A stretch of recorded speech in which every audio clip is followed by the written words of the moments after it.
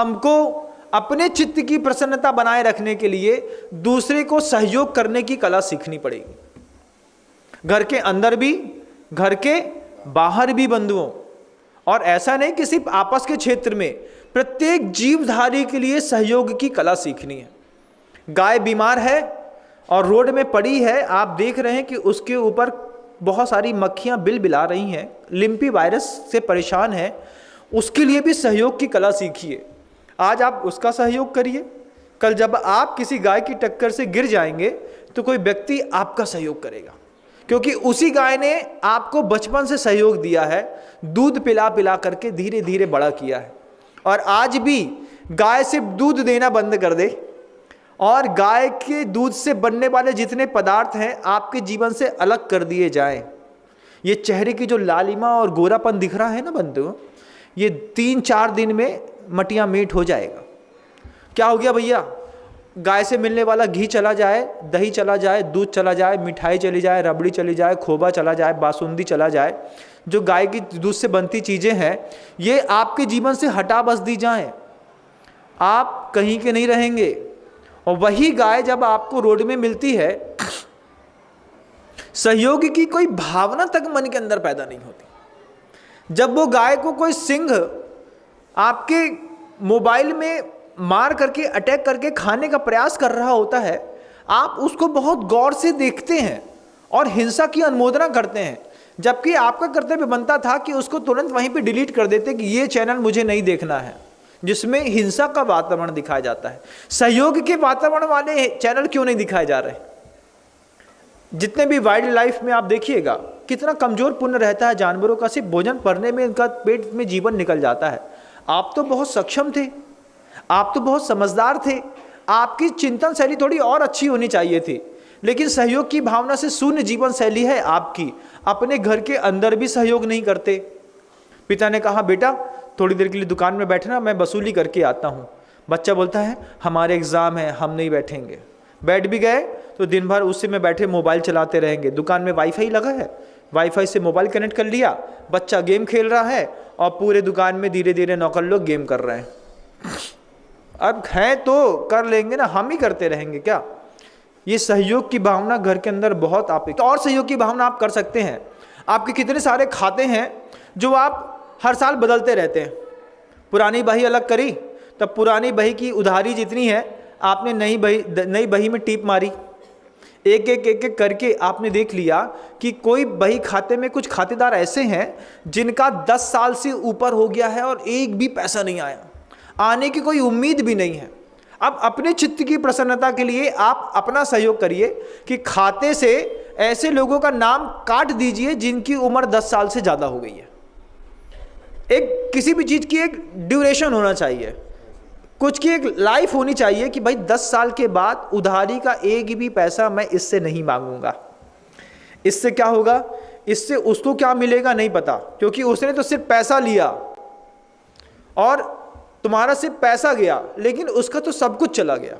उसका सत्य चला गया, उसका आचार्य चला गया, उसका अपरिग्रह चला गया, उसका तो बहुत कुछ चला गया, तुम्हारा तो सिर्फ पैसा गया। तुम अगर थोड़ा सा सोच लो ऐसा, कैसा महाराज आप ठीक कहते हैं, हम 10 साल से ऊपर जिसका भी खाते में नाम लिखा होगा सबका नाम काट करके उसका हृदय से मित्रवत व्यवहार फिर बना लेंगे। पता है सूरत देख करके इसने हमारे 25,000 रुपये नहीं दिए, कोई बात नहीं, 10 साल पुरानी बात हो गई है। आप चाहें तो अपनी नया व्यवसाय अपन फिर से शुरू कर सकते हैं। और नया व्यवसाय शुरू कर दिया और फिर धीरे धीरे व्यवसाय में आने वाली प्रॉफिट के माध्यम से आपकी वो रकम भी निकलती रहती है। ये भी अपने आप को चित्त को प्रसन्न रखने का एक साधन है, सहयोग की भावना। वो सहयोग की भावना आप धन संबंधी भी कर सकते हैं, चौके में भी करते हैं मुनि महाराज के लिए कि भैया हमारे परिवार की परिस्थिति नहीं है, अनुकूलता नहीं बन पा रही, हम चौका नहीं लगा पा रहे, तो सुबह सुबह हम उठ करके सोले के कपड़े पहन करके चले जाएंगे, गाय का शुद्ध दूध निकलवा करके ले आएंगे और यहाँ पर चौके में दे देंगे। भैया ये 5, 7, 10 लीटर दूध है, आप मुनि महाराज जी आए तो उनको हमारी तरफ से चला दीजिएगा। ये सहयोग की भावना, ये सहयोग की भावना कि भैया आपके घर के अंदर चौका लगा है लेकिन जेंट्स दिख नहीं रहे हैं, तो एक काम करते हैं, हम आपके घर का पानी भर के दे देते हैं, हम आपके यहाँ अपने सब पैसे से लौकी सब्जी इत्यादि दे देते हैं। सामने वाला पूछता है तो महाराज फिर इसमें हमारा क्या? आपका भी है, आप तो चौका लगा ही रहे हैं, आप तो दे ही रहे हैं। लेकिन इस तरीके की सहयोग की भावना पैसे से नहीं, वस्तु से या फिर व्यक्ति से, भैया आपके यहाँ चौका लग रहा है, हमने क्या किया, सहयोग की भावना थी हमारी, दीदी हम भी चौके में आ जाएंगे, सुबह 6 बजे, 6:30 बजे, 7 बजे जवाबदारी के साथ 16 पहन करके चौके में काम कराने के लिए पहुँच गए। ये सहयोग की भावना चित्त को प्रसन्न करती है। और फिर जब चित्त को दुख कब मिलता है, सब पूरी भोजन सामग्री बन के रख गई और मक्खी के जैसे जैसे ढक्कन खोला तो भिन बना के मक्खियाँ आती हैं, ऐसे भिन बनाते हुए लोग चौके में घुस गए। महाराज के आते ही साथ, हमको देना, हमको देना, हमको देना। भैया भोजन आहार इत्यादि साधुओं को दान में देना था, थोड़ा आधे घंटे पहले आकर के थोड़ा पोंछा और लगवा लेते उस चौके में, थोड़ा पूछ लेते 2 बर्तन गंदे हैं, मैं मांस देती हूँ, इसका पुण्य मुझको लग जाएगा, फिर आपके यहाँ पड़गांग करके आहार देने का मुझे आनंद आएगा। लेकिन ये तो करना नहीं। और घुसपैठिए को घुसपैठ जरूर करनी है, आगे से भी और पीछे से भी। मन की शांति बनाए रखने का केंद्र है बंधुओं ये क्या, सहयोग की भावना। सहयोग की भावना कैसी करना, चौके में करें, मंदिर जी में करें, मेहमान के यहाँ जाते हैं तो अच्छा सहयोग करते हैं। भैया उनके घर में जाकर के मेहमान के यहाँ जाके सो रहे हैं, तब सो के उठ कर सवेरे क्या करते हो, भाई साहब अपना चद्दर खुद घड़ी कर लिया हमने, ये क्या था, अरे नहीं नहीं हम कर देंगे। सहयोग की भावना। मंदिर जी में सहयोग की भावना। मंदिर जी में सहयोग की भावना कैसी, आप जाके देख रहे हैं कि ऊपर से पानी छूता है और ये शिखर थोड़ा सा ऐसा हो गया और आपके घर के अंदर काम चल रहा है, थोड़ी सी सहयोग की भावना। उसके लिए ट्रस्टी को चिल्लाने की, अध्यक्ष को बताने की जरूरत नहीं है। हमारे घर के अंदर काम चल रहा है, हमने मिस्त्री से बोला भैया थोड़ा मंदिर में उसको ठीक कर दो और ठीक हो जाएगा। अब हम लगे हैं अध्यक्ष मंत्री कोषाध्यक्ष को समझाने के लिए, तुम्हारे मंदिर के अंदर चटाई गंदी है, फट गई है, रकेबी टूट गई है, टेबल टूटी है। अरे तुमको दिख रही है तो तुम बदल क्यों नहीं देते? तुम क्यों नहीं बदल देते? पर्यूषण पर्व आ रहे हैं, आसनी मगर मंदिर जी में खराब है तो सहयोग की भावना चित्त को प्रसन्न करती है। थोड़े से 200-400 रुपये लगते हैं, बाजार में गए, भैया 1 दर्जन आसनी दे देना। आसनी ली, लेकर के आए, मंदिर जी में रख दिया। अब इसके लिए अध्यक्ष जी को फोन करने की कोई जरूरत नहीं। मंदिर जी अध्यक्ष एक निमित्त मात्र है, वह वास्तव में आपकी आस्था का केंद्र है कि मेरे भगवान की प्रतिमा खराब है, उनकी वेदी खराब है, उनके बर्तन खराब हैं, उनकी पूजन की सामग्रियां अस्त व्यस्त हैं, तो अब मैं इसके लिए कोई लेटर ना लिखूं, इसके लिए खुद जाकर के अपना पैसा लगा करके उसको ठीक कर दूं। ये सहयोग की भावना चित्त में प्रसन्नता लाती है। चित्त में प्रसन्नता लाती है किस कारण से कि भैया एक नागपुर का बहुत अच्छा व्यक्ति हमसे जुड़ा हुआ है, वो कहता है कि सहयोग की भावना उसके चित्त को कैसे प्रसन्न करती है। उसका चश्मे का अच्छा व्यवसाय है, चश्मे की बहुत बड़ी शॉप है, डब्लू है वहाँ का। तो वो कहता क्या है कि महाराज श्री आपके जितने भक्त हैं दुनिया में, हम सबको होलसेल रेट पर कंपनी से जहाँ से माल आता है सीधे उससे कॉन्ट्रैक्ट करा देते हैं। कॉन्ट्रैक्ट कराने से क्या होगा, बोले वो अगर गरीब है तो पैसा कमाना सीख जाएगा। ये कितनी अच्छी सहयोग की भावना है। मान लीजिए वो नागपुर में रहता है तो वो कहता है सिर्फ नागपुर छोड़ दीजिए महाराज जी, नागपुर को मैं खाऊंगा, इसके अलावा पूरी दुनिया में कोई भी जैन समाज का व्यक्ति है उसको चश्मे का काम करना है, क्योंकि मैं चश्मे का करता हूँ। चाइना से बुलाते हैं, कहीं और से बुलाते हैं, हर जगह से बुला के बेचते हैं। उतना ही ज़्यादा वो दानशील भी है, अच्छा दान भी करता है। अतीत तो सबका काला रहता है लेकिन भविष्य उसका बहुत शानदार है।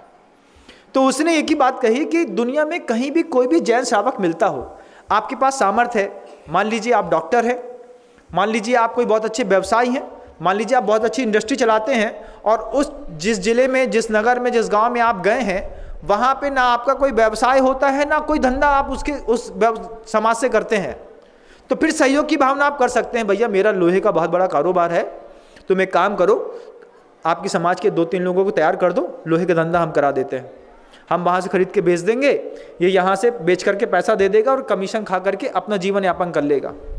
ये सहयोग की भावना चित्त को बहुत प्रसन्न करती है। लेकिन हमारी कैसी आदत है, हम माल कहाँ से लाते हैं एड्रेस ना बताएंगे। क्यों?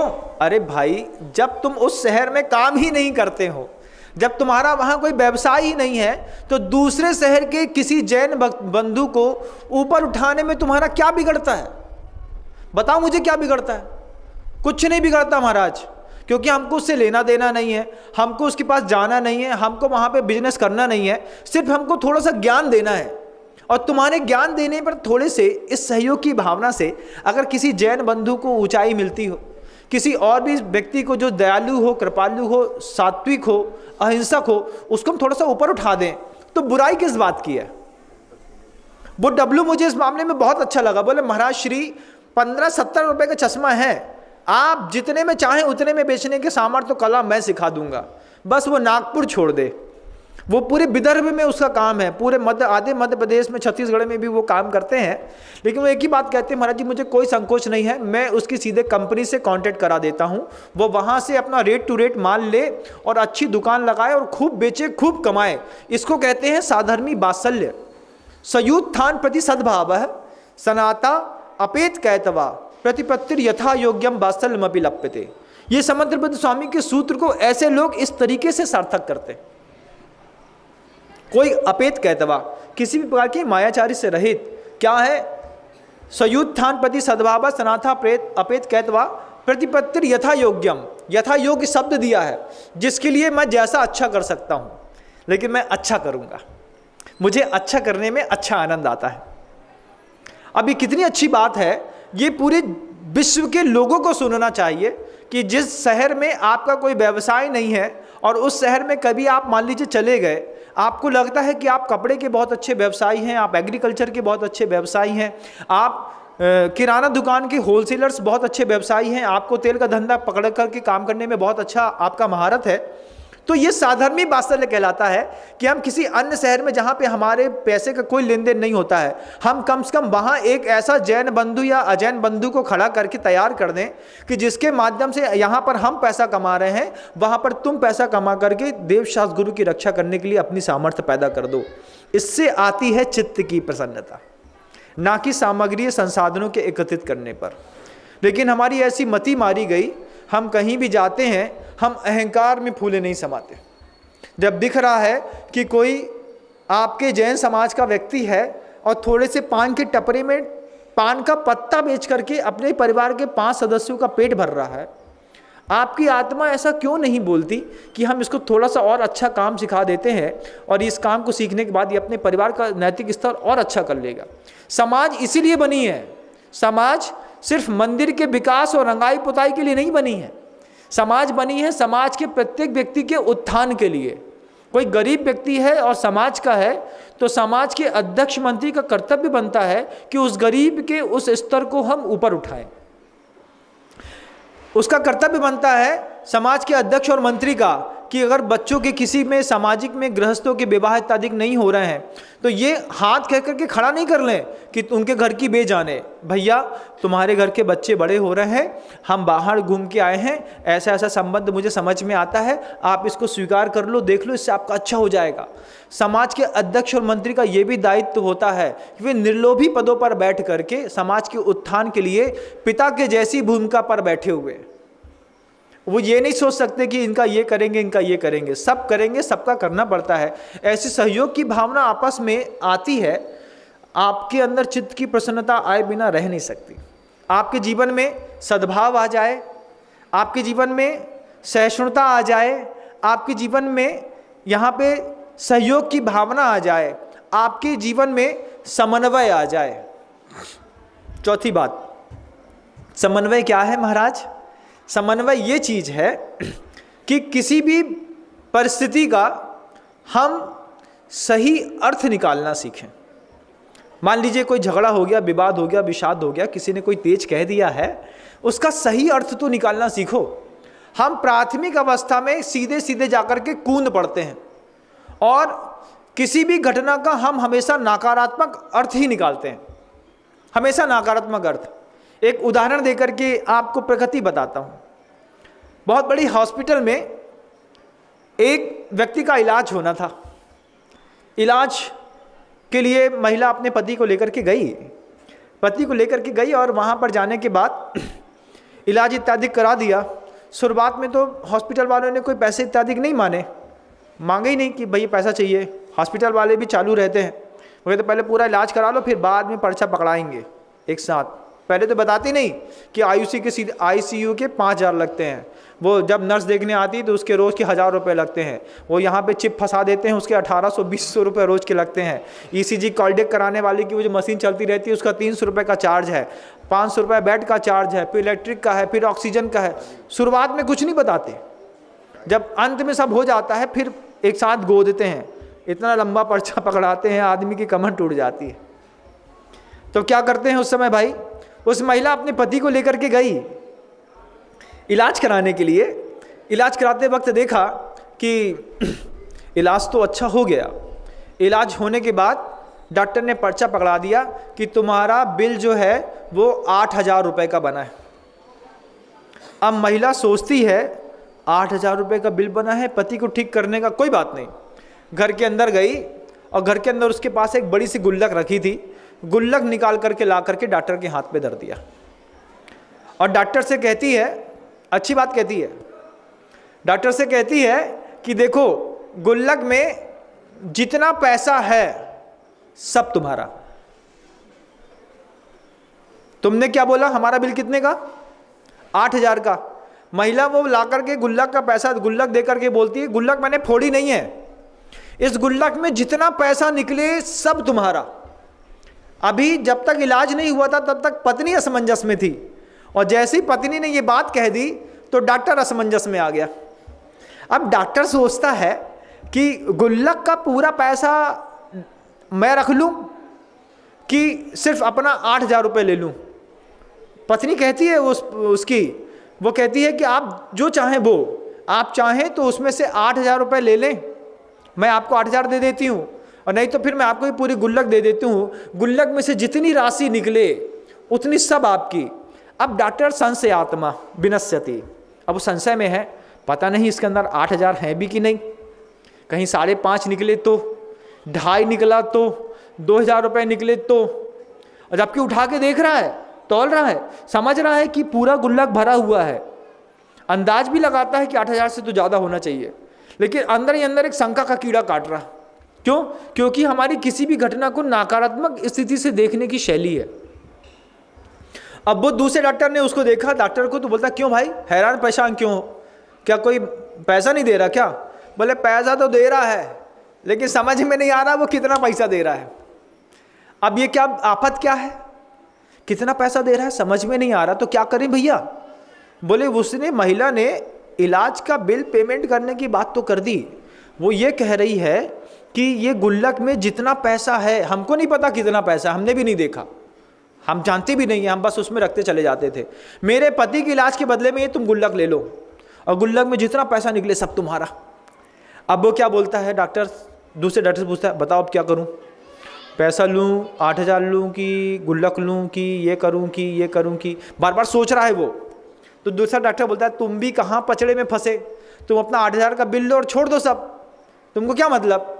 तो डॉक्टर को दूसरे डॉक्टर की बात समझ में आई, तो महिला से कहता है आप तो सिर्फ 8000 रुपये का बिल दे दीजिए, बाकी जो भी है आप रख लीजिए। अब पहले अब साथ में था डॉक्टर जब गुल्लक हाथ में आई, अब ये बात उसने क्लियर कर ली। क्लियर करने के बाद महिला के हाथ में वापस गुल्लक दी। महिला बोलती है डॉक्टर साहब हम कहाँ भर गिनते फिरेंगे, आप ये गुल्लक रख लो। जब दोबारा महिला ने गुल्लक दी हाथ में तो नकारात्मकता और हावी हो गई। अब वो क्या बोलता है, नहीं नहीं हमें तो आप 8000 दे दो, बाकी सब आपका आप जानो। तो फिर वो महिला कहती है ठीक है अब आप जैसा कहते हो। तो वहीं पे वो मिट्टी की गुल्लक थी, उसी के सामने उसके पैर में महिला ने फोड़ दी, और महिला उन्हीं डॉक्टर से कहती है कि डॉक्टर साहब इस गुल्लक में से 8000 रुपये आप ही गिन के निकाल लो, हमसे तो आता नहीं है, कम होगा तो और दे देंगे। अब डॉक्टर साहब ने सामने की फूटी गुल्लक से पैसा गिनना शुरू किया। पैसा गिनना शुरू किया, 1200, 1300, 1700, 2700, 3700, 4200, 4600, 4800, 5600, 6000, 7200, 7800, 8000, 8200। अब जैसे ही 200 बढ़े डॉक्टर साहब का दिमाग खराब। डॉक्टर साहब बोले देखो 8000 का बिल था, अगर नहीं फुलवाता तो 8200 मिलते। अब 8200 में बात रुक नहीं रही थी। डॉक्टर साहब तो गड्डी पे जोड़ते चले जा रहे थे। मज़ा तो तब आया जब गुल्लक की राशि 60,000 रुपये निकली। अब जैसे ही 60,000 रुपये हाथ में आए, डॉक्टर साहब गिन रहे थे, वो 8,000 रुपये निकाला और फिर बार बार अपने उस इलाज को, महिला को ऐसा देखते हैं, भगवान अगर मैंने इसकी बात मान ली होती तो क्या था, 60,000 तुम्हारे हाथ में थे। लेकिन तुम्हारी समन्वय की करने की ऐसी शैली है कि किसी भी घटना का तुमने हमेशा नकारात्मक अर्थ निकाला, और नकारात्मक अर्थ निकालने का परिणाम निकला कि तुम कभी चित्त में अपने आप को प्रसन्न नहीं कर पाए और सारी सामग्रियाँ तुम्हारी धरी की धरी रह गई। ये कुछ 2-4 पॉइंट थे बंधु, आज आपको संबोधन में दिए हैं, अपने जीवन में कभी टटोल के देखिएगा।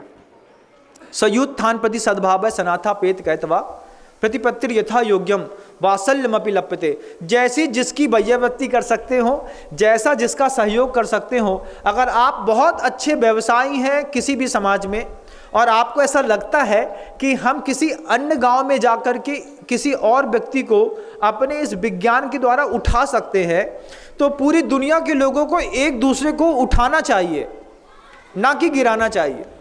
आपको लगता ही है ना कि हम अगर हमारा जिस शहर में व्यवसाय नहीं है, वहाँ के किसी व्यक्ति को हम व्यवसाय की कला सिखा करके साधर्मी वात्सल्य की आप उत्कृष्ट प्रदर्शन कर सकते हैं। इससे आपके चित्त में जो आनंद मिलेगा वो दुनिया में कहीं नहीं मिलेगा। इन्हीं कम शब्दों के साथ अपनी वाणी को विराम देता हूँ। समय ने रफ्तार पकड़ ली बंधु। आप कोशिश करिएगा कि आप आपस में रहने वालों के प्रति, आप अपने घर में रहने वालों के प्रति, अगर आप साधु भगवंत की श्रेणी में आते हैं तो अपने समूह के प्रति इस तरह की सहयोग की, सहिष्णुतापने की, इस समन्वय की और इस प्रकार के सद्भाव की भावना के रखने के साथ अपने चित्त को प्रसन्न कर सके। पर्याय बहुत छोटी है, दुराभाव में पूरे जीवन का अभाव हो जाएगा। हम सद्भाव के साथ जीवन जीने की कला सीखें। इन्हीं भावनाओं के साथ गुरुदेव श्री विद्यासागर जी मुनि महाराज की